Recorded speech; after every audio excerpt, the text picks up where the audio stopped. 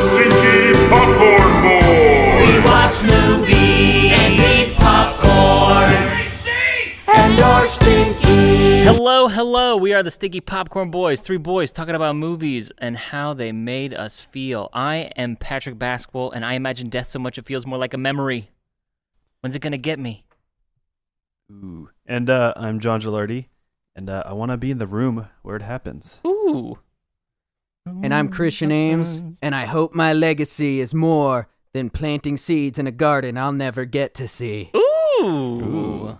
I just wanted to get something more punchy, Cabinet maybe some Battle King 1. George, but Yeah. anyways, why don't we tell the people what we're talking about? What are we talking about today? Today, we are talking about the Broadway smash and current Disney Plus smash, Hamilton. The story. John, give us a synopsis of it. Hamilton. That's the title. It's about Hamilton. Essentially, Who's that? he's a founding father, and he's kind of, I guess, an overlooked founding father, and that's kind of like the thesis almost to this, or at least something they grasped as to why this story is interesting to be told. And he's just a founding father that's kind of maybe underrepresented. He's done a lot of great things, especially around the bank, around when the country was poor, and something with credit. I don't know, but he's on the $10 bill, so obviously he is recognized. But in terms of public perception and us, we think Washington, we think Jefferson, we think Adams, John Madison. Adams. Yeah, so I guess it's kind of like a cool unsold story, and I think most people actually do know about Hamilton with the end. They know the end, Yeah. which is that he died in a duel. So Yeah. I don't know if that's a great synopsis, but That's what I got. Here, it's a fucking hip hop musical about Alexander Hamilton. Yes. Boom. Yep. Which is can you imagine being in, like, I know that he like workshopped it for forever and already had In the Heights and stuff whenever he like pitched it and did like a little thing for Obama. Like that's how it started. He did like it was going to be like a mixtape, and he performed like the first, like, essentially My Shot For Lin-Manuel. Yeah, for Obama, like Dude, I did not know that. 14 or 2000, maybe 2012. Like he's been working on it for a while. And so I saw that clip of him performing at the White House. I thought it had already like come out, or so that was like kind of the beginning of it. well, so they did a couple different performances at the White House. So he did one early when it was just like kind of in the beginning stages of it, and that was like sort of like while he was still working on it, he had like My Shot. It was essentially like a super truncated, like a 6-minute version or a 9-minute version of the show. And it was like, oh, wow, he's rapping about Alexander Hamilton. And Obama's like, wow, great job, dude. And like he was still working on the show, and it like went through several different iterations. And then it became Hamilton, a more cohesive show. Because I think at one point it was just going to be like a mixtape, and they were just going to do like little snippets, but instead of doing it more linearly. That's some pretty cool history behind the musical. Yeah, there Dude, you go. I would love to. I mean, John already summed it up. It is kind of an untold story of one of the founding fathers who was very pivotal in America's history. But one of my biggest questions I wanted to ask Lynn is like, why Alexander Hamilton? Like, I'm just curious why, and I would love to hear his answer. I'm sure he would have some beautifully poetic response. But I loved it. The main things is that opening line. Like, how could was it like a bastard orphan, whatever the line is, of a whore and a Scotsman dropped in the middle of a forgotten spot. So I think it's like in the Caribbean. It's an American story, or maybe one of the original American stories of the American dream, because you had a lot of like aristocrats and like rich people with Washington and Jefferson and all that. Mm-hmm. So I think that's kind of he's kind of like, I'm sure there's many. I mean, the American story is the American story. It is the American dream, the concept of nothing to something in itself. But as a figure, he was one of those people, I feel. Yeah. So to me, that's why he did it. He definitely. And again, I love this show. I love the music.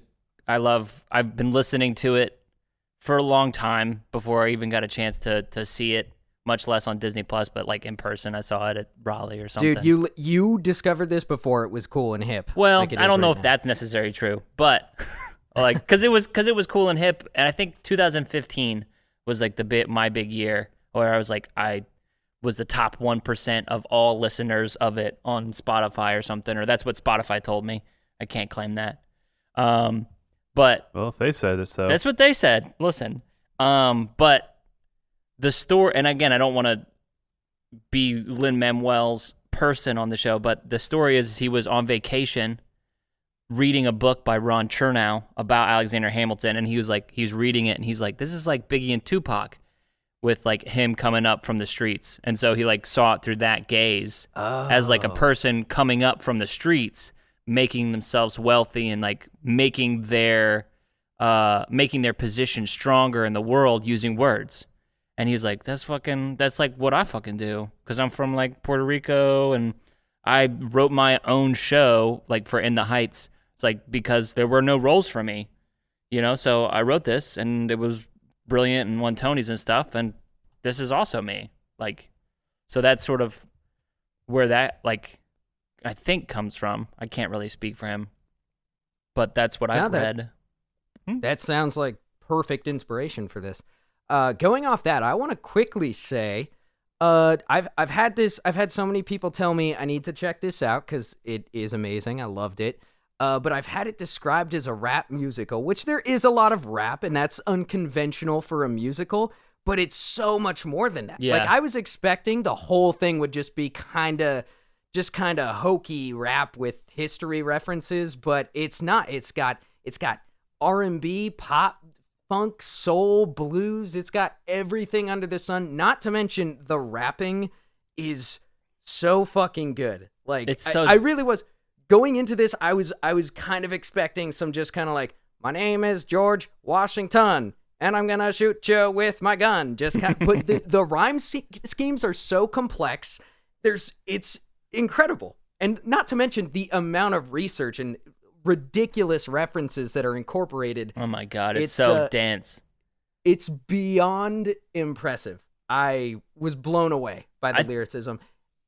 Yeah. I think that's one of the things that makes this show great, and like one of the reasons I'm able to come back to it over and over and over and over and over and over and over and over and over again is because it is so dense, but like it's so dense and there's so much stuff to pick up from it, but at the same time, like just the first time listening to it, you can just like bop to History Has Its Eyes on You or whatever, and you're just like, yeah, this is cool as shit.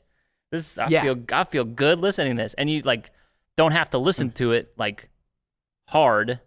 I mean, it gets catchy right away. A lot of the tracks, like just the motif of singing Alexander Hamilton, and then Have My Shot, and then even just like the opening line, how Burr always says, "How does a," and then he always says the things, and then the room where it happens, like all these, it's so catchy, so fast. And Dude, I don't know, that's probably a musical thing in general, but like the melodies, I guess musical is all melodies, but the melodies are so they're just so what's the word?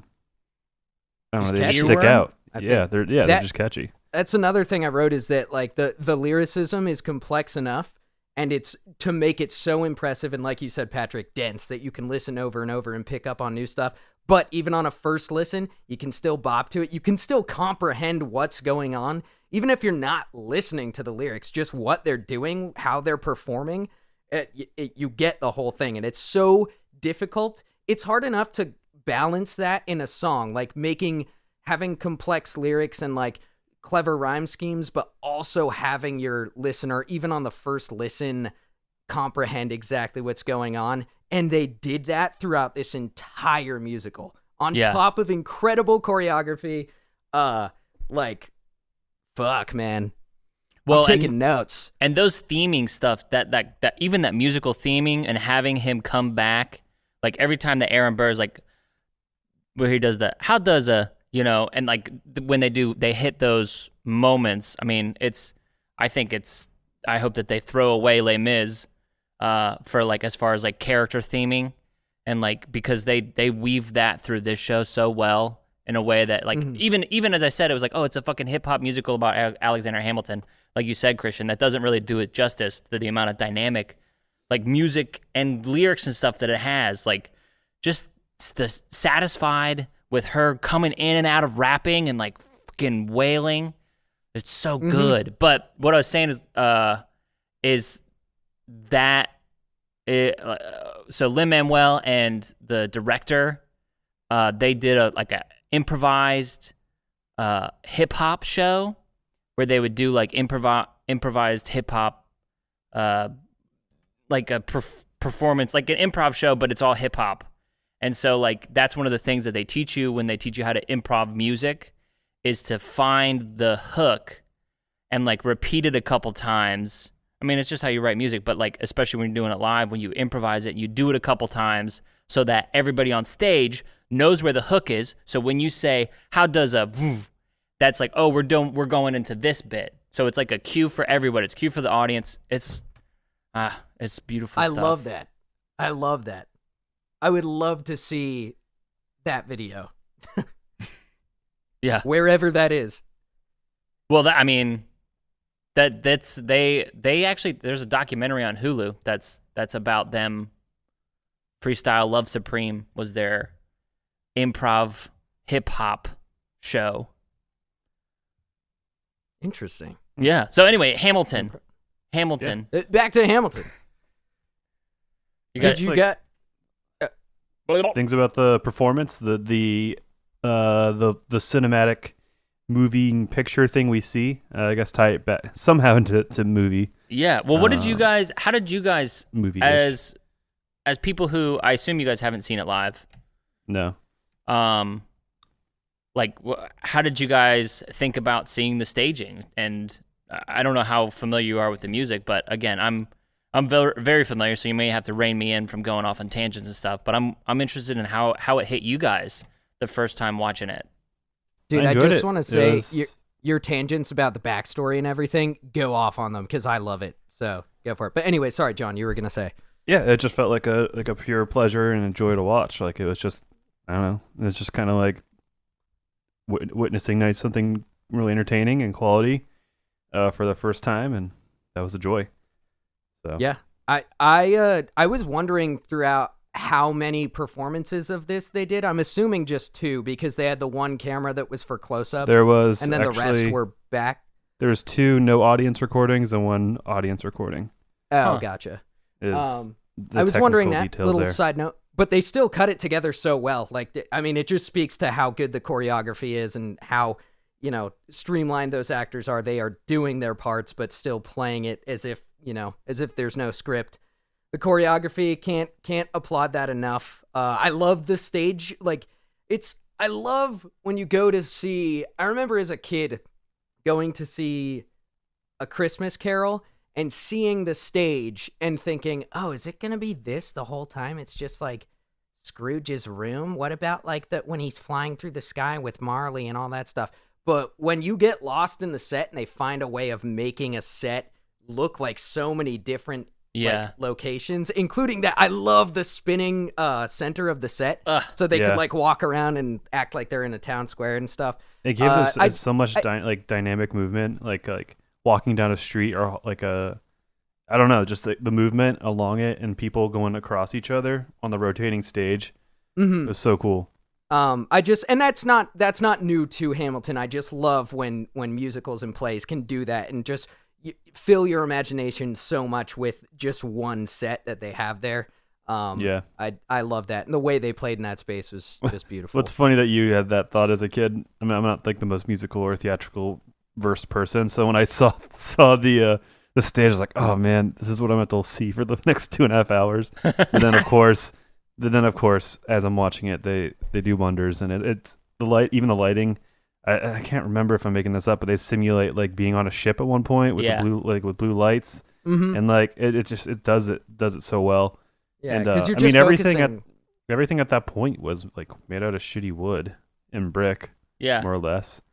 So, and even the colors too. That's one of the. I'm glad that they didn't they have like muted colors, like even for like the costumes, nothing feels like it stands out too much. Even when like the Schuyler sisters like are standing out and they're like the yellowish dress, the greenish dress, and the purplish dress. And it's like they're not like too bright or stand out too much, but everybody else is in like such beige. I don't know. There's so much about like the first time I saw it. Pretty cool. It's Whenever so a cool. character is introduced, it's like they're already on stage dancing. Like they reuse the cast. So like there's like definitely like pure background dancers, but all the supporting characters are also background dancers. So like they come in with their jacket on when it's time for them to go on. And Yeah. every character at the beginning is on stage dancing, I'm pretty sure, to some extent. So, but you don't know who they are yet, or who kind of like, or that they are any like significant or anything. I didn't notice pretty any cool. what I like to call extras. Yeah. Which was kind of unfortunate, but this is Broadway, so you're not going to see extras. For those of you who don't know, it's an extra who's trying real hard to stand out. They're trying way too hard. And I've been one, so I'm not knocking them. Look, it's okay, but you're an extra. Remember that. I'd say Always Sunny in Philadelphia, where they're extras and they're just fucking up the shots because they want the attention. I'd say you find extras the most on film shoots, definitely, and then in like more community theater type stuff, because it's like by the time you're on Broadway, even if you're just like a swing dancer doing stuff, it's like, man, you're getting paid, you're performing 7 days a week, you're kind of already there, you're doing the thing. Yeah, exactly. Maybe you'll get like you'll get to play Charles Lee and like if you're one of the dancers and you're like, I'll play Charles Lee. You're playing Charles Lee this week because that guy needs a break or something. Yeah.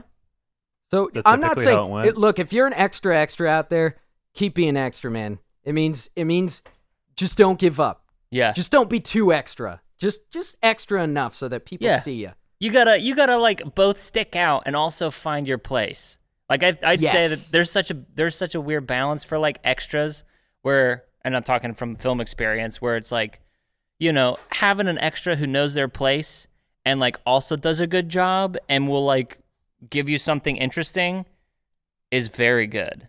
But then sometimes an extra who's looking for the camera or an extra who's looking like trying to get in Lin-Manuel's spot, it's like, get the fuck out of here. It's not your show. Mm-hmm. But Yeah. that's I have a question. ask it. What do you think? What do you think? George Washington, Alexander Hamilton, not Jefferson Davis, not the Confederate president. Was it Thomas Jefferson? Thomas Jefferson, James? Like, what did all of them? What do you think if they watched the musical? And I like part of like, so you've all seen Game of Thrones where Arya sees the play of the events of like. Yeah. So I feel like that would be kind of the vibe of them watching of the all- story about themselves and be like, whoa. What did they sound like back then? I know technically speaking they spoke English, but I feel like it would be like, like, What? would they even understand? I think I mean, they were just probably still a touch of English accent, but it was Yeah. still very much English. Like it was very like Why are they talking so fast? They don't understand it. that's a very Scottish man. yeah. That's a very I mean- Scottish man that you're doing, and you don't. I think you're thinking of like 13th century Scotland. I not, would say. But okay, I guess assuming that they can understand it and we can understand them, I don't know. Yeah, we would. Man, I think that they would. I don't think that they would sit through the whole thing. Or I think it being 2 hours and 40 minutes. I don't think that they would sit through the whole thing. And again, this is a weird like time travel thing. It's like, do they understand what's happening? Like with like the different instruments? Because there's just a lot of things. I think. I mean, like jazz music would seem like Yeah. crazy to them alone, or like any rock music, or Well, even then- like Dude, bluegrass you're- would probably you seem guys are- kind of weird. You guys are So glossing over the biggest thing, the fact that there are There's- black people. Yeah. oh, that would be the I first. think we were gonna get there. First It's like, impression. oh, what is this? What is this? What are they? Who let them? But, like, Who let them up on the stage? I think it's incomprehensible what they would think. You know, not that they would straight up jump to racism, but like I don't think they would be able to comprehend it. I don't know. It'd be interesting. That would be I don't know. absolutely I don't think fascinating. I would pay good money to watch them watch it. Yeah. And They're then all little men too. They're all like 5'6". well, I think George 5'8". Washington wasn't he 6'4", and that's one of the reasons that He was. He was. Well, 6 he wasn't feet, even so that tall. He was 6 feet, so he seemed like he was 6'4" yeah. or something like that. But everybody was fucking short back then. But Which I'm is the same also with, short. Robert E. Lee. I would have been You know like who- I would have been like normal height back then. You know what's really disappointing is that maybe it's possible that Alexander Hamilton would probably be the one who would like it the least. Oh yeah. Which was disappointing, but I feel like because he was I don't know. 6'2", so that was very tall for the time. Wow. Dude, Maybe. I want to see King George III's reaction to his To musical his number. character. Dude, He played in Frozen. Jonathan Groff. Yeah, I guess. I mean, I'm not again. I just know this from like the little factoids, but apparently, like his spitting is like his thing, and so I guess he turned it up to 11 for being like the stupid king, and it accented the performance of the king, and the king's kind of like spoiled baby vibes, I guess. Yeah. Or maybe there's some screws loose vibes, and it was so good. The king, he's just Barely I don't know. barely contained sadism. yeah. yes. Barely Dude, contained from the sadism. first, I just have to say, it's my, and I know, I thought I was original saying that it's my favorite number in the whole thing, but I see a lot of people on the internet agree with me, which I'm happy about. But as soon as that song started and I heard like a Goodbye Stranger-esque Supertramp chord progression with harpsichord sprinkled in there, and then the romantic love song, but it's just about how he wants to murder everybody, it was perfect. It was my favorite song in this whole musical, and probably my favorite song that I'm listening to right now. And again, I know I'm not original in saying that, but God, what a piece! And Jonathan Groff, holy fuck, he cracked me up. I was actually laughing out loud at that. He must have he must have this must have been so fun for him. You know, like all he has to do is come out and sing those 3 songs, and then he just struts. He just fucking struts and is a king, and that's it. You know. Bank. Yeah. Oh, dude, when he struts out, I also got vibes from like Rocky Horror Picture Show when he when he struts out with his legs all sexy, and it's like, oh, I just knew it was gonna be fucking rich. Oh, Yeah, so good. and also like, it's just so cool just to just being able to maintain, like, you come out in this very incredibly active show where everybody is like coming out spitting hot bars, everybody's dancing, flipping over tables, and you just get out there and you stand center stage and with a fucking dope king costume on, and you just sing that song, and everyone's just staring at you, and you just move your head a little bit, and people laugh or people clap. They're like, "Oh my God, he moved his head a little bit. It was so funny." That's right. Did He was you so see stiff. him? The moment he did like a little twitchy thing, or when he did his little saunter, his little effeminate saunter, and his cane twirls. I think he did a cane twirl. Well, when he was drooling, I was like, oh wow, I think he might be drooling a little bit. It's whatever. He was probably committing to like he's not gonna wipe it away. And it's like, oh no, he's really drooling. It's coming out. He's doing it. Like, He's going for he it. like hocked spitting. a loogie. Yeah. Dude, and when he started scatting, I'm a huge fan of the scat. Like da da da da da da da da da da. Oh man, my heart swelled with so much joy. Anyways, So fun. we don't have to keep talking about King George. I could go on all day about him. What were Looking your at guys' how favorite much numbers? the cast members made per week on the show is bonkers. How much do they make per Really? week? I don't know this. About $20,000 a week. Okay. Hachi machi. Damn. That's how a long? lot of avocado. How long did they do that? I'm just trying to think. $20,000 per week. If they did it for over a year, I mean, fuck, dude, they're fine. Oh yeah. They're And I think they are all in right. the Broadway minimum wage is $1,900 a week. I So do know I'm guessing that applies to the background dancers. So Yeah.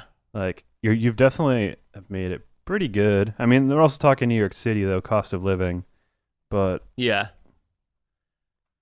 that's pretty. Yeah. it's But I pretty mean, good. again, I mean, like that's sort of like you talk about minimum wage for just a backup dancer, but it's like there's a guy from Wilmington who was a swing on Book of Mormon, and like here in town he's a fucking rock star. I mean, he's like a pretty big like YouTube, like reasonably. He had like a YouTube channel and is on TikTok now and gets like stuff because he's just a good self promoter. But he's just like he's a different level.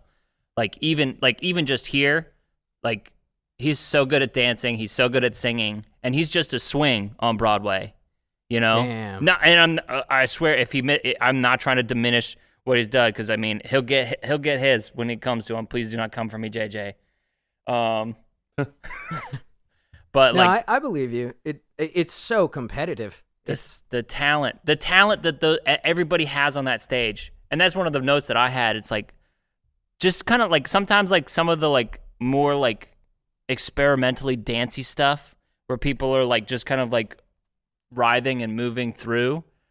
Like if they were less talented, those people in the back, it would look goofy and look weird. You know, it would look silly. Amen. and would look like weird or over the top.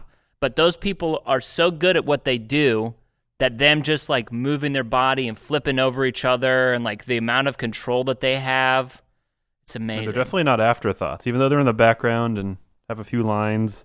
I mean, they're in the background a lot, but even then, they're not afterthoughts because they tie the show together so well, and like they even function as I don't know what the technical theater term is, but I mean, half the time they're building the set in the middle of these shots, in the middle like of dancing hands. and stuff too. Yeah, they're like stage-hands as well. Yeah, and you don't even notice that. Like the moments where they're going in slow-mo and they're holding objects like it's flying around. You're just caught up in it. Going back to, I think, John, you said about the lighting too. The lighting helps accentuate that stuff. Like it was all just perfect to help draw your eyes to certain things, so the illusion of the actual scene was there. Yeah. But hey, that's Broadway, baby. That's Broadway, baby. That's as they say in Broadway. That's what they always say. Hey, this is Broadway, baby. That's Broadway, baby. Hey. But yeah. So what's your favorite part from the show, John? I like George Washington. I kind of like I like the like. I don't know. I feel like he kind of like. I keep saying like. I hate that. He really communicated and conveyed the kind of badass story of America, I think, in a way that, because Hamilton was more of an internal story about a man, where George Washington's character was through and through the story of America and like the struggle, I feel. I don't know. Yeah. But Amen. I don't know, just like the badass lines he would drop, the introduction of Washington and it's so hype. you know, Washington was like song the one with the quote, "History has its eyes on you"? Yes. Dude, Yeah. I wrote down that quote, and I'm pretty sure it was Washington. Dude, that is also one of my favorite quotes in the whole thing. History has its eyes on you. It's just such a great quote. yeah, so like it just so the actor portrayed him, it was just like this huge imposing man with such a big presence and big voice and And a big dick. probably Christopher Jackson. yeah, Hogwatch Christopher Jackson. Hogwatch Christopher Jackson. No, sorry, John. I don't want to interrupt you. I agree with everything you're saying. Keep going. We're not doing Hogwatch. Yeah. He crushed it as a performer and the character and the writing around the character, the music, and like Washington is like, in actuality, like probably maybe a little bit of a stuffy guy, like fake like teeth that like were taken, or fake teeth, but all the teeth that were taken from slaves, and like all these weird things that like obviously haven't. So it's more like the idea of Washington is yeah. what we So it's the want in this. romanticized idea of Yeah. Washington, and That's it was cool. cool to see. Because that is like guess. how we see. That is how I see Washington. Because is like he comes in. He is like he's like overpressed. Everybody's like, yeah, we want a revolution, but no one's doing the work to do it. Washington's the one doing the work to do it, and he's the one like that. The one last time when he steps away is so powerful. When he's like, no, that like they'll learn. It's so good. Sorry, I just didn't say. I trailed off there at the end because I was thinking about it. Yeah. Well, I think, and then he also represents kind of like the American patriots of that time too, as a whole. So it's easy to get behind that. It's easy to feel like, fuck, the American story is pretty badass. Like, hell yeah, we beat an empire Um, A true David and Goliath story. which is it's pretty interesting how the parallels between Vietnam fighting the U.S. is to us fighting the British. It's true. It's I mean, interesting. that's the main reason that we were able to maintain is because we ran away. Yeah, it was guerrilla warfare for a very long time, and the occupying soldiers or the soldiers far away from them were like, "Fuck, dude, I don't really care about this. I want to go home." That's And, when there's that's what happened in Vietnam. that's a line. There's a line that Lafayette says is like he says we snatch a stalemate from the jaws of defeat, and that's kind of like essentially what in my study is like they just didn't lose. Like they never won really until the end, but they just didn't lose. Like they had a couple where they like pulled some shit out of their ass and like kind of won, but they just never lost. Yep. Correct me if I'm wrong, John. War historian. I mean, that's pretty. Yeah, it's interesting the parallels between them because they're both about 10-year wars, and you never realize how long the Revolutionary War was. Yeah. Because you think 1776, that must have been around when the war ended. Because but I mean it went into the 80s, which is pretty wild. Wow. 1781. Yeah. Oh, damn. So Still. yeah, 5 years. 6 years I think. 6 years. Yeah. Oh. I mean, but it was still it was also very much that's when the war started was 1775. 83. September 83. Oh, is it? So. Well, the Battle of Yorktown was 1781. Listen, I mean, I guess they didn't officially surrender, but the Battle of Yorktown, whenever Cornwall, I'm pretty sure, gave up his shit. He was like, "I'm done, dude. I'm headed back." Pride, his ego. Yeah, he was like, "I'm out of here, dude." Yeah, so 8 years war, so that's pretty long. I mean, still, that's a long time to maintain, especially something that's built off of an idea that you don't even have a concept of how it's going to work yet. Mm. And essentially, I think from 1783 or from whenever the war ended, they were like, "All right, George Washington's in charge," and they were essentially treated. So he was president or the leader for 6 years before he was president, because his first term was in 1789, John? Not sure. I think I just looked this up the other day. Washington first term. But one of the main things I liked about that, 89 to 97.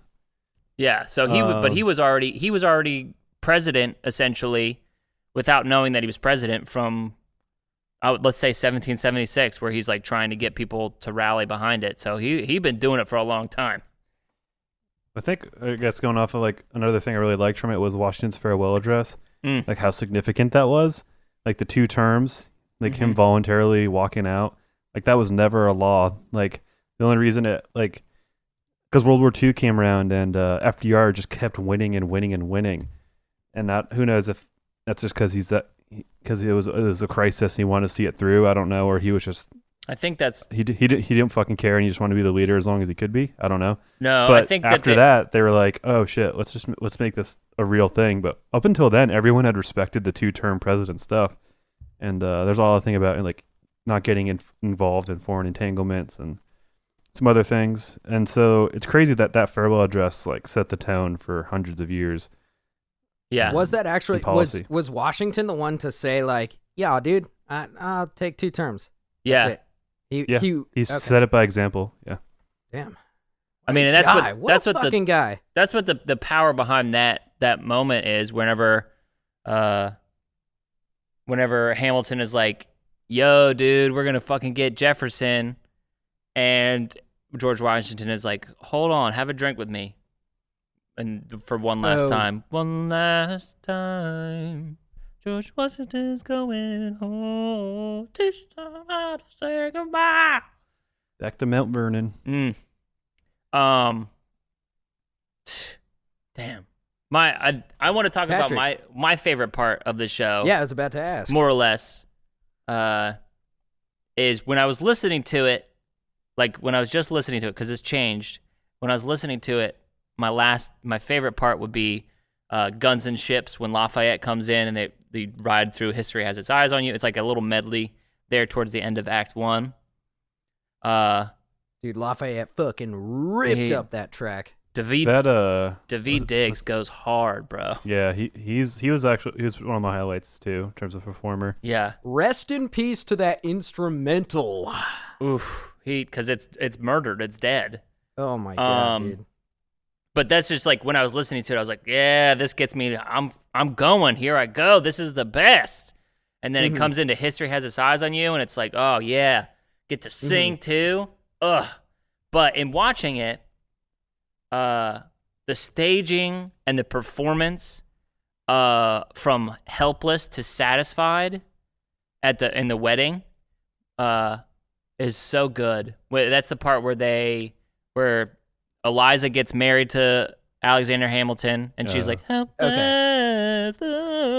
With the time rewind? Yeah, and then the older sister does the time rewind, and she goes so hard. Like, I love it. Like, watching her do that, watching the time rewind, watching them play with the moments that we've already seen, and it's so good. And I went, it's like she's singing and rapping with such like ease, and it really is like too bad that it like from that point on she kind of like exists as like an outside character, like because she goes off to London and does her thing. But it is kind of like that moment is kind of like her exit from the story. So she gets this like badass song to go off on. And like essentially as she moves through time, she's telling us what like it just has so much weight, like what she would have done or what she wanted to do.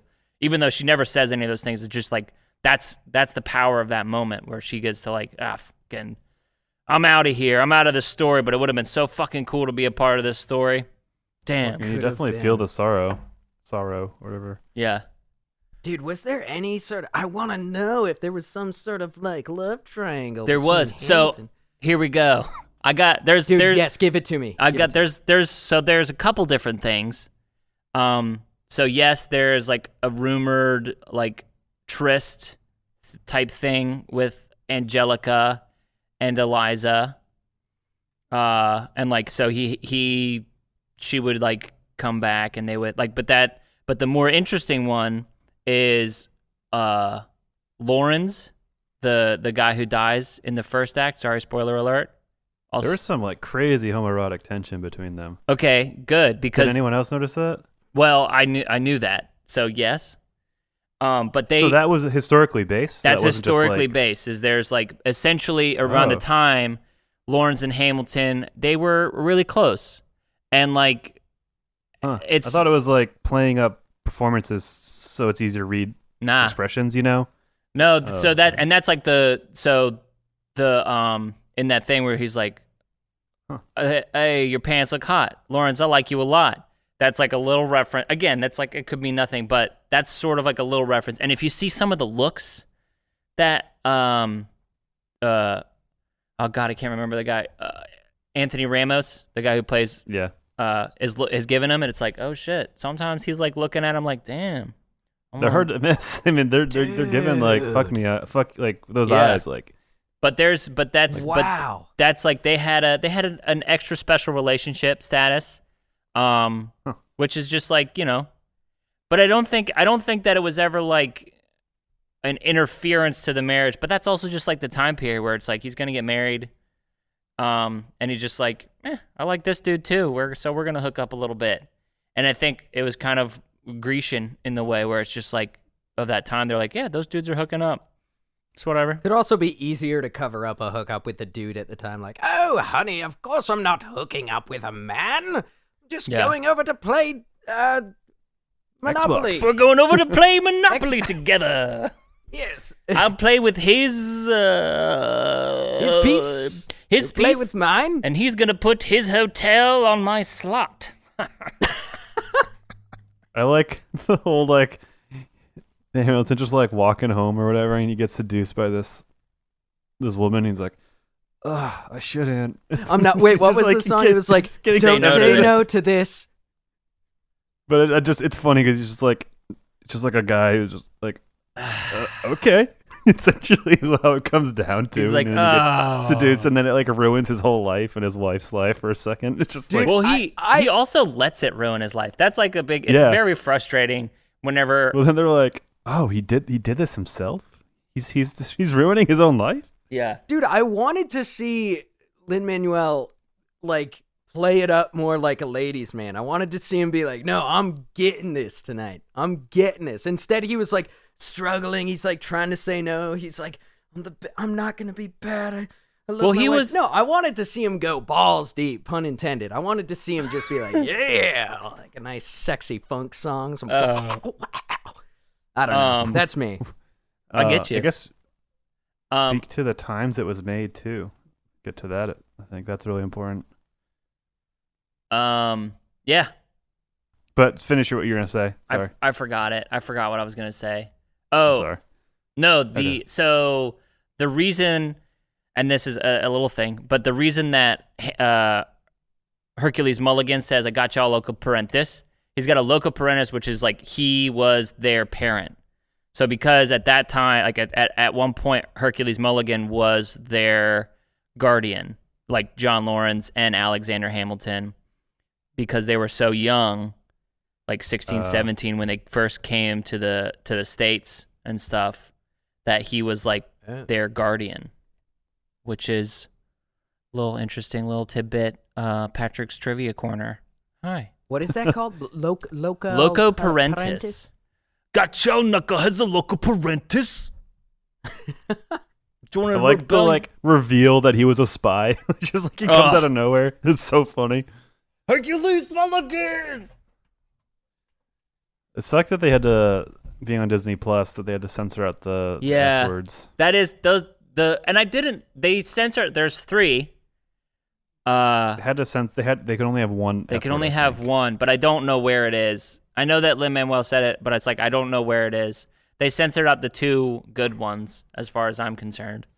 It's like, when you knock me down, I get the fuck back up again, because that's so powerful. Like, and the thing is, there's only 3. There's only 3 fucks. Give us those 3 fucks. They're important. You saw the thing how they censored out like bare ass, and they made her have like a hairy ass. Oh yeah, movie. in Splash. Splash or whatever. Yeah, so bad. Let's see that butt, dude. It's just a butt. Like, and I know a lot of people have made this joke before, but it's Walt Disney, like such a racist, anti-Semitic, like dude to begin with. Like, come on. If you're gonna call your platform Disney Plus, shouldn't you be extra anti-Semitic gay? Whoa, that's not where I was gonna take it. I'm working on my stand-up. I'm working on some bits for my stand-up. I'm gonna write that down right now. I was gonna say, you should maybe give us a little bit more. That's what I was gonna say. Well, I don't know. I'm coming off give the us cuff, plus. dude. I got you. Disney. I got you. I hear you. Disney Plus. Shouldn't I be on a roller coaster or something? Speaking of roller coasters, this musical feels like one with all the different musical genres. Somebody pick it up. Pick up the mic. Hey! I got the segue, the transition. Nothing fancy, but so this was obviously we touched on. It was made during Obama's administration. Between 2012 and 2014 and 16, I guess. I think the show premiered 2016. It premiered on Broadway in 2015? Oh, sorry. The main cast was 2015 to 2016, I guess. Without keeping politics aside, but the fact that this was made around the heart of Obama's administration, and you just kind of feel the hope, I guess, that he ran off of. You felt that optimism in the cast and their performance and the message of the musical, and it's interesting to then realize that's gone now. Dude, I'm so glad you brought that up, because I looked up when this came out and I thought the exact same thing. Like, this was at a different time. I mean, my big first exposure to Hamilton was, I'm guessing it was Lin-Manuel. I don't remember specifically, but after performance, I think it was like the first performance after Trump was elected. He gave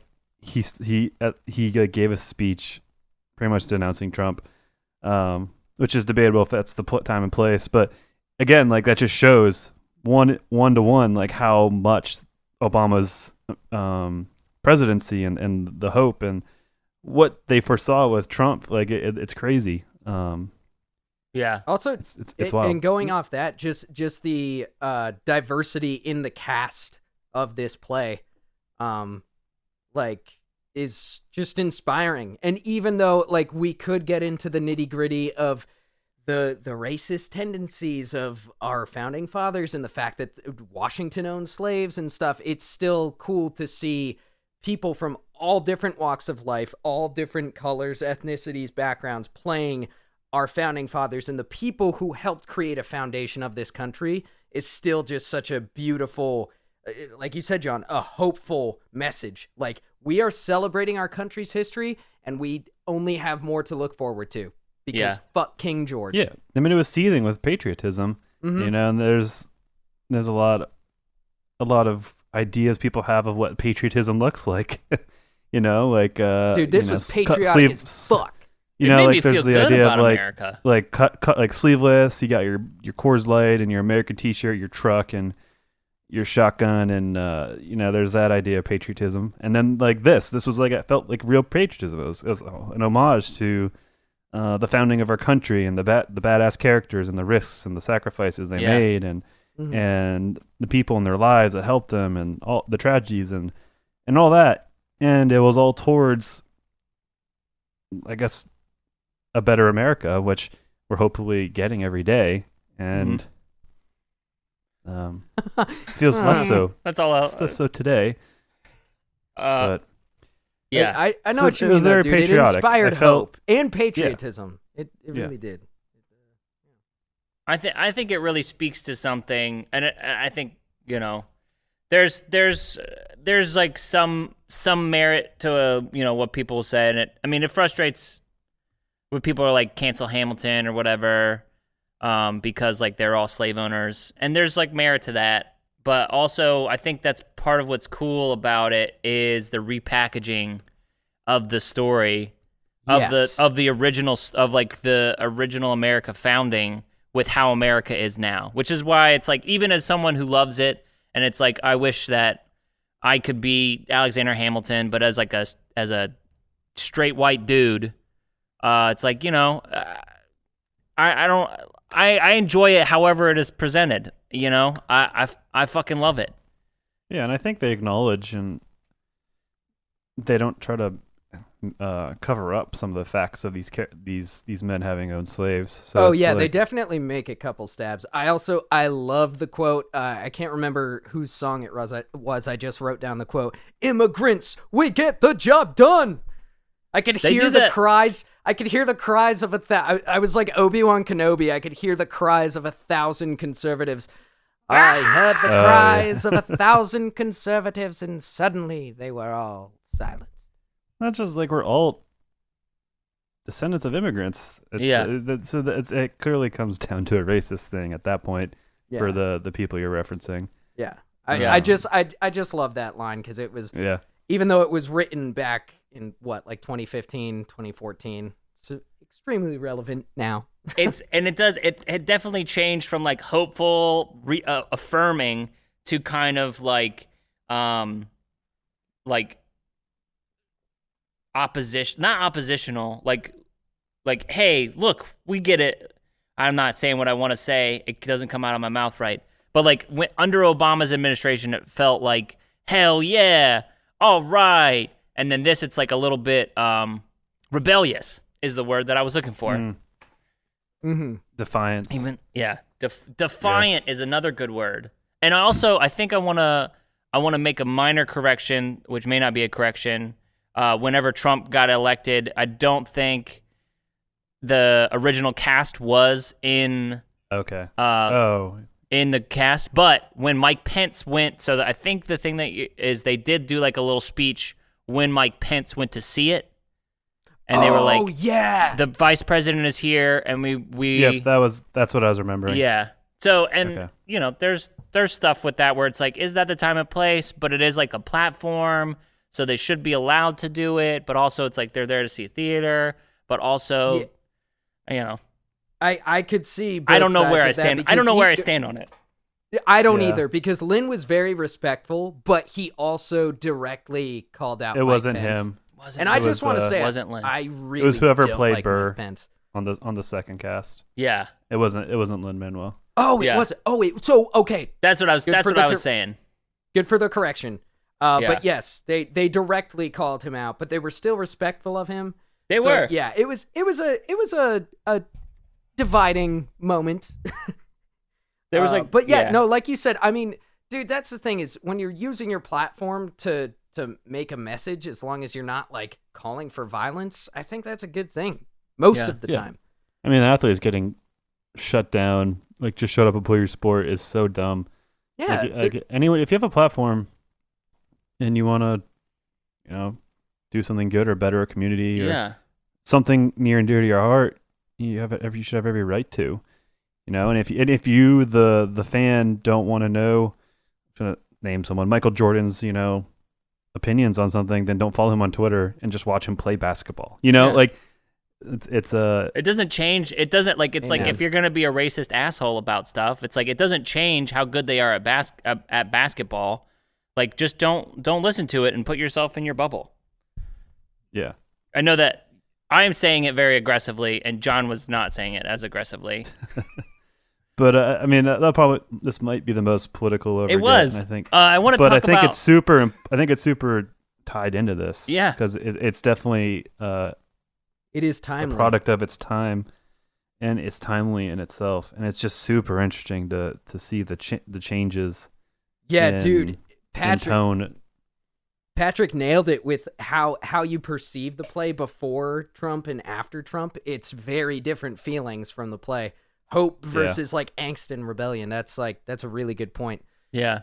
And I think it's still like instead of falling flat, I feel like it's only reinforced its message. But before we close, I just want to I have thoughts that I want to say, and if you've made it this I want to about seeing it and listening to it, and I listened to it over and over and over and over and over again. Spotify was like, "You're the best at listening to this." Wow, here's a medal. Top 1%, baby. Top 1%. You really were there before it was cool. Don't undersell yourself. No, he was just there the most. I was is just what- there is the what that most. says. I don't know if I was. I didn't discover it. But seeing it in person the first time, it was seeing it in person the first time, like it live was amazing. But being able to see it like this was so cool to be able to like see their faces. And I almost got it the first time I watched it live, but because it completely changed the way that I thought of Aaron Burr. Because, when I listened to it, Aaron Burr, I thought he was like this standoffish, like superior asshole who was just kind of like lording over like Hamilton and like seeing his stuff. But when I watched it this time, he's sort of like nervous and nerdy. Like he's not like nervous, anxious, but he's like always there. And I didn't realize how much he was a part of everything when I just listening to it. So seeing it was so cool because he's so much, and it makes it so much better for me. I mean, I still like it just listening to it, but he's so much softer than I thought he was. And I literally wrote that so many times. Sorry. And he won the Tony for that. Yeah. Leslie Odom Jr. Yeah. It was him and Lin-Manuel up for it, and he won. Wow. I really. Oh, sorry. Continue. No, and it's just like it's like it's so good because it's definitely it's his story. He's like the narrator, and it very much is like kind of Fight Clubby with him being Edward Norton and Hamilton kind of being the more focused Tyler Durden. Obviously, there's a lot more differences, but like it's a very simplistic way to look at it. But it's so funny that even in the show that I feel like is Burr's story about how he really fucked up shooting Hamilton, that he is overshadowed by Hamilton in it, which is like directly relates to how Burr was as a human being, that he always sat on the outside and never committed to anything. And You thus, want to be in the room where it happens. you got to be in the room where it happens. It's such a powerful performance. It's so good. Ugh. God, his voice has like such a good tone to it. Yeah. He carries so well. I don't know the technical terms, but it just sounds good when he's saying that I need to be in the room where it happens. And it's got so much powerful. And it's like he's so excited initially, but he can't even contain his jealousy because it's like, because again, I was like kind of watching it as him being like sort of the narrator for it this time, where it's like he's remembering these things. So of course Hamilton is like so heroic and like is this obstinate, heroic guy because that's how Burr remembers him. And that's why Burr feels bad about it. Again, kind of playing with the idea of perspective of the story is like it's Aaron Burr's retelling of Hamilton's story and like why he fucked up in killing him. Yeah, and maybe it makes. I definitely want to go and I don't know. I've been trying to figure out what I'm in the mood for in terms of like because I haven't watched a lot of movies lately. I haven't watched any TV shows. I think I just feel like historical like documentaries and like History Channel type stuff. Well, it's just like where I'm at. I want to soak that kind of stuff up. You should watch 1917. It's a really good musical. It's this awesome. It's a World War I musical. My favorite number is Wayfaring Stranger. It's a beautiful musical. All right, here's a segment on the dot. Gotta think of it something quick. If you could make something into a musical that doesn't strike you as a musical at first or a good topic, such as Hamilton, what would you do? It doesn't have to be historical. It could be a reimagining of something, but I don't know. I've got one in the chamber. All right, go for it. John, I need to load my chamber. I'll put a load in your chamber, baby. It's the story of John Wilmot, who he was Johnny Depp played him in a bad movie. What's it called? But he was the second Earl of Rochester.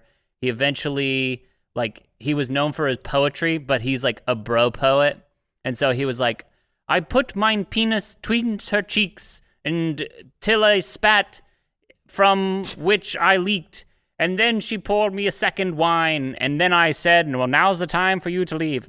I was making it up, but like that's like he's fucking filthy. I don't know what style of musical it would be, but that's the one that I would like to hit. What's the Johnny Depp movie that? The Libertine. I got one. It's a musical about Tony Hawk and his quest to do the 900. I want to see a skateboard musical setting on Broadway or Broadway with skateboards about Tony Hawk doing a 900. I don't know. Okay, dude. I don't know. I'm not really passionate about it. I just am pulling it out of my ass because it'd be like, oh, that'd be cool. Also, another one would be an adaptation of Twister. That'd be fucking wild. What, Bill Paxton's? The late Bill Paxton? A musical of that movie adapted from that. Nice. All right. What do you got, Christian? If we're pulling this out of our ass, I just thought a Matrix musical, but every single number is going to be intense, like grungy, distorted breakbeat, like I'm Neo, and I'll fight your face, and I'm going to punch you with my fist. Oh, yeah. Agent, what's your name? Agent, what the fuck is his name? Smith. God, the plainest name on the planet. God damn it. Yo. Agent Smith, I'm gonna punch your face with my fist. Yeah. But every number is just gonna be so obnoxious, and I just want to drive out as much of the audience as possible until I've just got that like last remnant of like grungy Nirvana fans there who are just like, yeah, The Matrix was awesome. I know exactly the music that you're talking about, where it's like it's got like laser sounds in it every once in a while.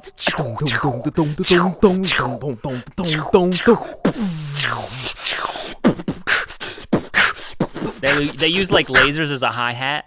Yes. Oh yeah. I'm just saying, like, wait, what are we talking about? How we get here? Imagine if you just jumped in this podcast for some reason at minute 58. Well, dude, that's my musical idea. I don't know. So no, it's good. I think that would be a sensory overload. I think that would be part of the. That's what I'm looking for. I'm looking for people to have seizures in my musical. You turn into. Don't come here if you have epilepsy. Don't come here. Will don't even. I don't know if you could take anything, but it will power through any sort of medication that would stop you from having a seizure. Don't come. don't come to this musical. That's your marketing. So then people are like, whoa, it's got to be pretty lit. Like, wow, it's fucking hardcore, dude. Dude, John, I really love the idea of a Tony Hawk musical. And the final number is like this beautiful like love song when he's finally accomplished the 900. It's just like, Or maybe the whole song takes place while he's in doing the trick. Oh shit. It like breaks down. Yeah, or something. It breaks down while or it recounts, or like it's like what like the where they're all wearing white kind of recounting Hamilton when he's died. But it's like that with Tony Hawk, and it's like him going up slowly instead of the bullet moving slowly. And he's just turning slowly. Yeah. dude. That'd be pretty I cool. just don't know what the conflict and the strife would be in this. Maybe he broke his bones somewhere along. I don't really know Tony Hawk's story, but maybe we get real weird with it. And like he made a deal with the devil to be the best skateboarder ever. And this is now I'm just going off the rails. Hold on. And No, he made I'm a deal. on board. He made a deal with the devil to be the best skateboarder ever, but the devil was like, "But you can't do a 900 because that's my trick. You can do every trick but a 900. I won't allow you to spin that many times because it'll give it away that I have a deal with you." And Or better yet, the devil only ever accomplished a 720. He never got the 900. he's like, don't fucking do it. Don't fucking do a 900. And so it's like devil went down to Georgia style, Yeah. but he's skateboarding. Dude. But And he's then skateboarding. it ends with a skate off between the devil and Tony Hawk. Yes. Also, can We're we just have like- Jack Black play Tony yeah, Hawk? we're mixing in Pick of Destiny in here now. I love that. I think Jonathan Groff plays Tony Hawk. Oh, Oh, yeah, that'd be that's sick. true. I think Fuck, we Jonathan shouldn't Groff be plays talking Tony about Hawk. this on the podcast. Some asshole is going to steal this idea. You're Fucking likely trademark. If you say trademark, it's trademarked. Yep. I feel like Tony Hawk probably owns the rights to Do you think they? some of this. We think name it. he's gonna We come name the after us? character. We name the character Tony Falcon. Ooh. Mm, Or There what we go. about Anthony Eagle? yeah. Even better.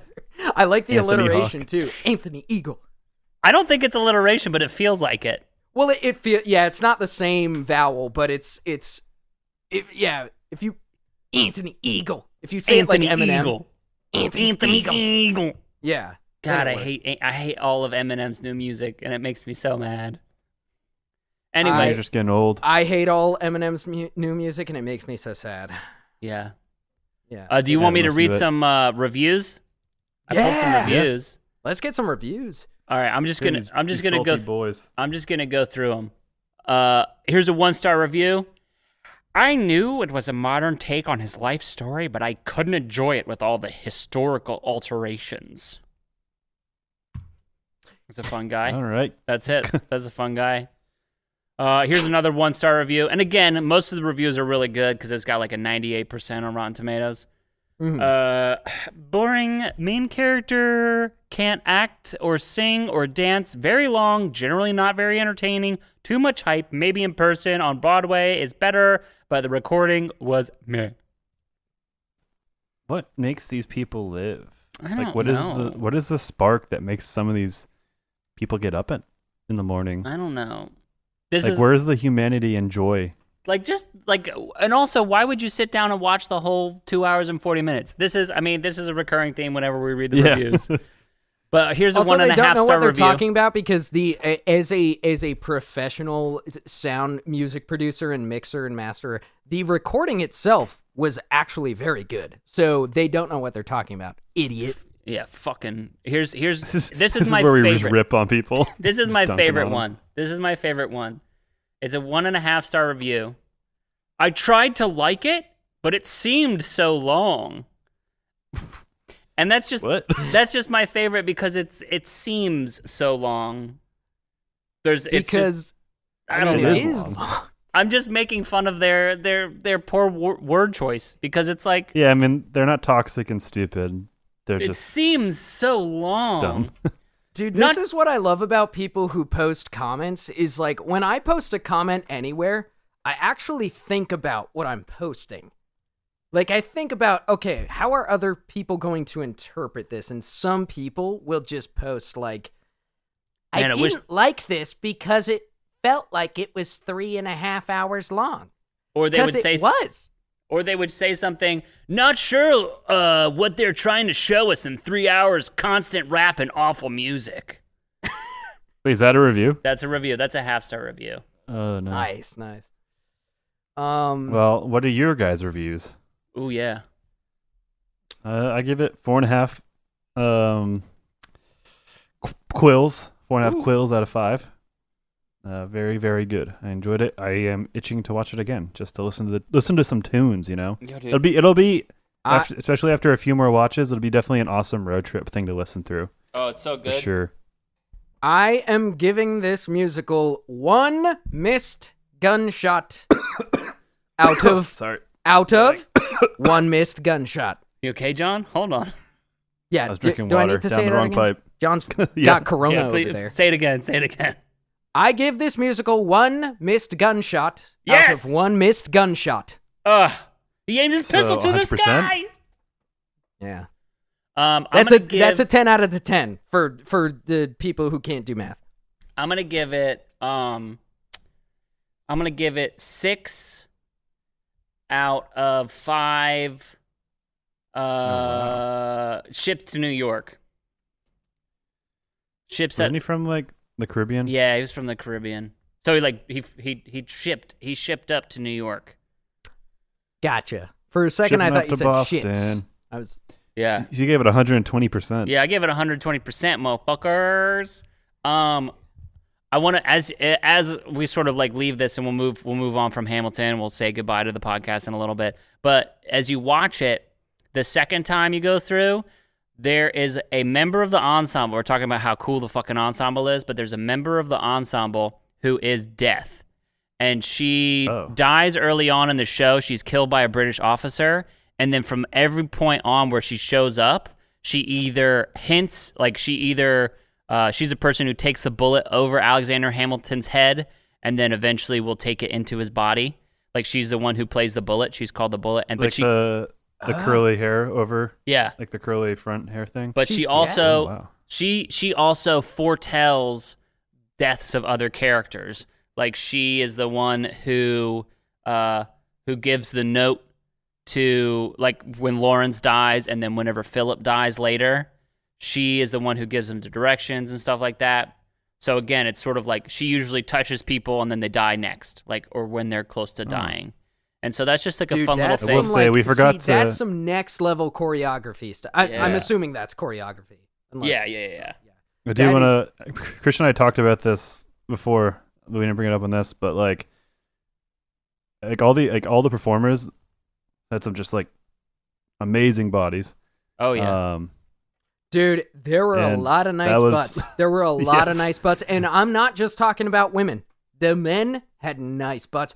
Incredible triceps, deltoids. But then- I think if Flipping it. people have been deltoids. listening to this podcast this long, they should know that you're not just talking about ladies' butts. We are That's we are true. equal Everyone. opportunity here. I'm a straight man, but I have much more respect for a male physique. I must get emphasize. that I'm get that not gay. female butt out of here. Get those girl butts out of here. Yeah, they're pretty nice. I like looking at them, but They're get nice that and male- round. dude. Like, But male, give me that male tight dude lats, butt. like a couple male lats strapped onto a strapping set of rhomboids with fully sculpted rear delts. Everybody's got overproduced anterior deltoids and pectoralis because everybody wants to do the pressing motions. No, these guys were sculpted front to back, and so were the ladies. The ladies. But were, then, I mean, so it is pleasing to look at. But it also made me appreciate the what they're doing every single day and the taxing physical nature of that. Of the movement yeah. and the control of it. So fucking Dude, the But, good. I core can't control help for, but for that bait- amount of choreography is But I can't help but bait Christian to talk about about Doug. male bodies. No, we did Yeah. it. We did it, everybody. We gotta get it in there at least once every episode. yeah. And I love Christian. I love how technical you got this time Oh, dude, with the muscle groups. I know my muscle groups. I used to work out pretty hard. I know my muscle groups. That's why I appreciate them so much. I get dude. When I see a guy with a nice sculpted lower back, I'm like, dude, you're doing your good mornings. You're doing your good mornings. You're doing your straight-legged deadlifts. I know what you're doing, and they suck to do, and they're not fun to do, but you're doing them, and it's paying off because everybody wants to have a nice set of triceps and pecs, but I'm looking at your lower back, and I'm thinking, you're putting the work in where it counts, where it matters. Hell yeah. You got to keep that core strong. Yeah. Oh, for sure. Because if you fuck up your core, guess what? Your pecs are shot, your shoulders are shot, your triceps are shot, your biceps are shot. You're not doing anything. So. Ain't doing nothing. Ain't doing shit. What are you watching these days, John? Nothing. Like I said, I'm struggling to find things. I guess let's bullet point. Get through this quick because we're running long. I watched the first 2 episodes of Chernobyl last night, which is an interesting choice because the world is chaotic, and that movie is all about how everybody fucks everything up, and it's really good. But I also watched. I like to watch circus, like Cirque du Soleil stuff, on Broadway HD and on YouTube. And I watched one that was really fucking good called Kuza. And that was really nice. I like watching circus stuff. Nice. With my lady. I watch them with her. I could also watch them by myself. She got mad at me because I never mentioned her. So there I go. Yeah. She won't listen this long, She's going to though. have to listen to this one She for won't a listen. minute 12. Yeah, she's going to have to get into it. Christian, what are you What watching? are you watching, Christian? Today I've been watching no movie, no show. I have been watching the cutscenes movie of a video game called Ghost of Tsushima. But it is I don't have a whole lot of time to actually play through video games, but shout out to me and John's YouTube channel, JT Music, where we make nerdcore rap songs about video games. This week we're making a song about the new hit game Ghost of Tsushima, which is really fucking cool. It really is just like watching a samurai movie. So I've been watching that. I'm hoping to finish that up tonight, and it really is, it just speaks to the beauty and the artistry of modern video games. It is a cinematic masterpiece. I love it. It's something I want to explore one day, is talking about storytelling in video games. Oh, yeah. Or video games as a storytelling thing. But yeah, guys, John, thank you for... I already said I wasn't watching anything. But come up with something, dude. What's the last thing you watched that you haven't talked about? Hamilton. Literally nothing. You could look at my Letterboxd account. It's Hamilton on July 14th, and that's the only thing I've watched. He's watched it Hamilton. every What day did you since think of then. that? Let's hey guys, we're the Stinky Popcorn Boys. But yeah, thank you guys for watching. We have either next for you 1917 or Attack the Block. Oh yeah, whatever comes first. But hope you enjoyed this Hamilton episode. Hit us up on Twitter at Stinky Podcast and tell us what you think we should watch next, what you watch next. Pitch us your movie. Tell us your favorite movie. Tell us why our favorite movie sucks. Tell us a new flavor of sandwich, a new sauce that you're thinking of, and rate and review the Stinky Podcast. Yeah. And Christian, you want to play us out with King George? Oh yeah. Da da da da da da da da da da da da da da da da.